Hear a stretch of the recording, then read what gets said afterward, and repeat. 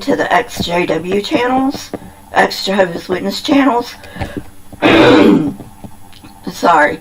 But the FOG stands for fear, obligation, and guilt.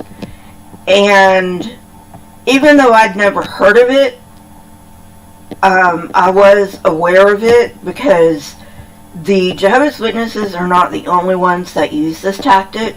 This tactic is actually used by all fundamentalists, at least fundamentalist Christians. Maybe fundamentalists in other religions as well, but at least all fundamentalist Christians use this tactic. Fear, obligation, and guilt. And they use it in different ways, of course, because for instance, Jehovah's Witnesses don't have a concept of hell. So they don't badger their people with, if you don't do this, you're going to be sent to hell forever, because they don't believe in hell. But they will say if you don't do this, you will face annihilation at Armageddon and yada yada yada. So anyway, so the fear that I went through was, if you don't do this, you're going to go to hell. If you sin and you don't get Jesus' forgiveness before you die, you are going to go to hell. No matter whether or not you're a Christian or not, who cares whether you're a Christian? You have to get Jesus' forgiveness of that sin before you die, else you're going to go to hell. And then, of course, you've got the, if you sin, you're going to go to hell, you know, and then there's the obligation. Most fundamentalists, including Jehovah's Witnesses, are evangelistic. Now, my fundamentalist churches were not as evangelistic as the Jehovah's Witnesses, but most fundamentalists are evangelistic in some way. And I went on, when I was younger, I went on mission trips. I went on, you know, Sundays was basically, I had like 2 or 3 hours at home on Sunday before I would go back to church. It was like, you get up, you have your pancakes, because my dad would cook pancakes on Sunday, and then we would go to church, and we would stay at church until 12:30, 1 o'clock, somewhere like that, because the preacher was really long-winded. And then 4 o'clock was what we call visitation, which would be the evangelizing. And then 5 o'clock was youth choir. And then 6 o'clock was a book study. Not like a book study like what Jehovah's Witnesses would consider a book study.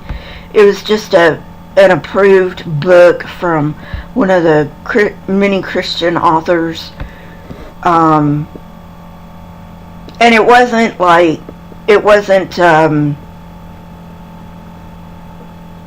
didn't have to go to it, but if you were a faithful Christian, you would go to it. So 6 o'clock would be a book study.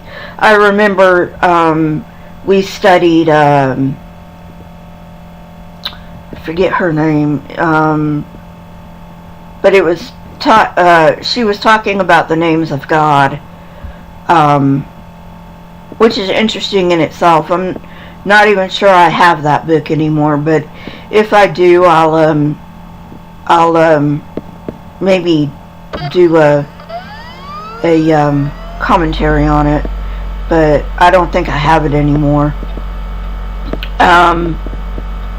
Then 6 o'clock was the books. Then 7 o'clock was church, and then we'd get out around 9 because, again, our preacher was long-winded. And, then 10 o'clock was, bedtime. And then I'd have to get up at, if I wanted to see my dad, who worked at the Air Force Base, because he was Air Force. He actually was Air Force. He was not a civilian working on an Air Force base. He was actually military. And if I wanted to see him, I needed to get up at around 5:30 because he left at around 5:45. So if I wanted to see him before he left, I would get up at 5:30, which I did. He's my dad.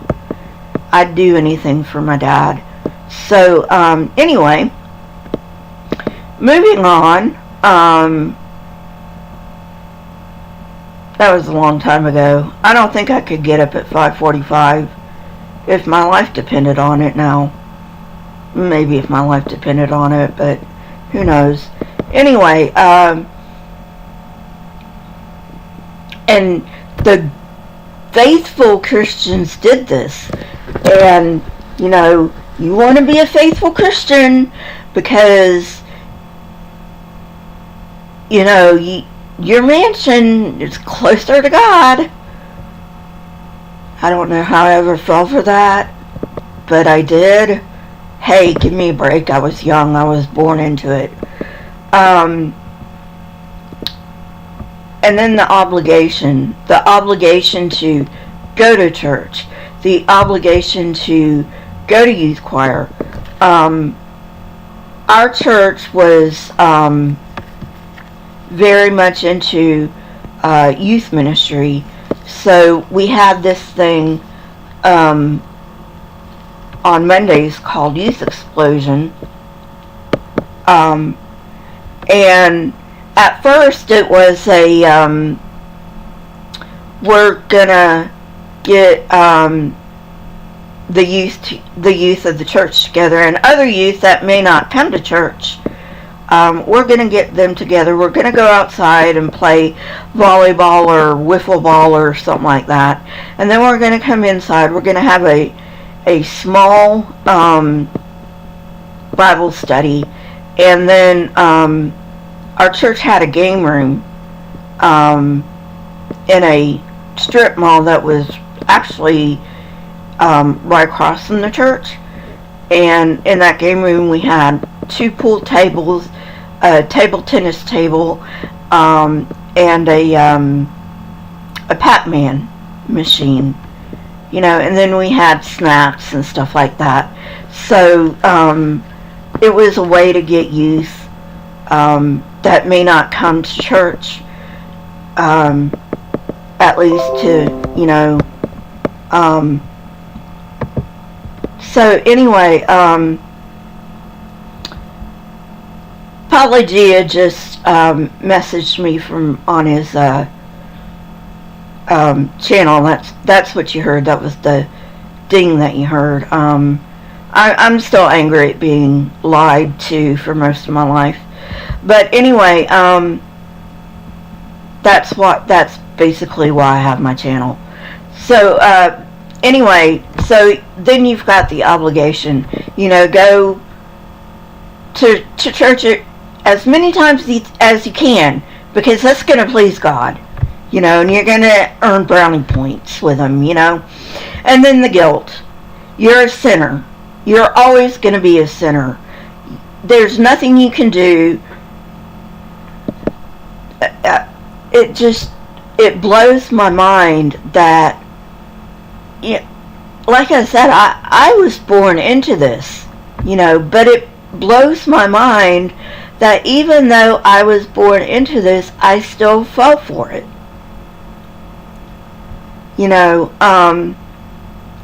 So, but I did not know it had a name until I started watching the XJW channels.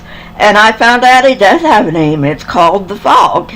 Fear, Obligation, Guilt.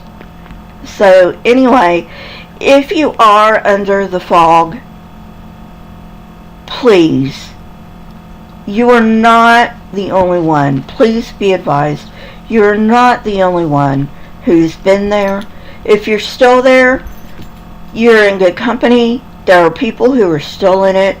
You know, I sometimes struggle. I know that it is. I'm sorry. We've got smoke out there. There's a fire in the mountains, and a wind is blowing the smoke this way. So if I'm coughing too much, I'm sorry about that. I can't do anything about it. At any rate, if you're still there, be assured you're still there with a lot of people. You know, I sometimes still feel the fog, and I have rejected outright my Christian faith because I've learned too much. I know it can't be true, you know. So, you know, and if you want to know any more about that, there are other other videos on my channel. Some of them go directly into Christianity. In fact, a lot of them do. I've been doing Christianity a lot lately, but some of them just delve into anthropology and psychology and in general, also archaeology. I am planning on doing a Göbekli Tepe revisited, so look out for that one. If you don't know what Göbekli Tepe is, I think that's one of the first videos I made. Just type it into the search bar and you'll find it pretty quickly. As far as we know, it is the oldest sanctuary in the world. It's dated around 10,000 years ago. So, but there's more information in that if you want it, and I will say goodbye.